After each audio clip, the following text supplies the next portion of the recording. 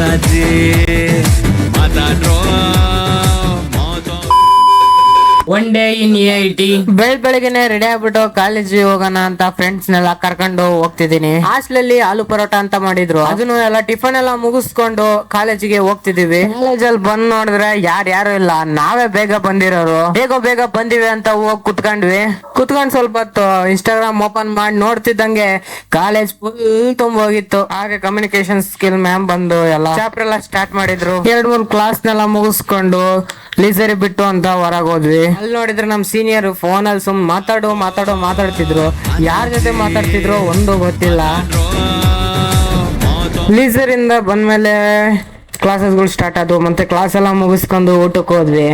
ಊಟದಿಂದ ಬಂದು ಕುತ್ಕೊಂಡು evening classes ಎಲ್ಲ ಮುಗಿಸ್ಕೊಂಡು ಹಾಸ್ಟ್ಲಿಗೆ ಹೋದ್ವಿ. ಸೊ ಇವತ್ತಿಗಷ್ಟೇ. Thank you for watching. Bye.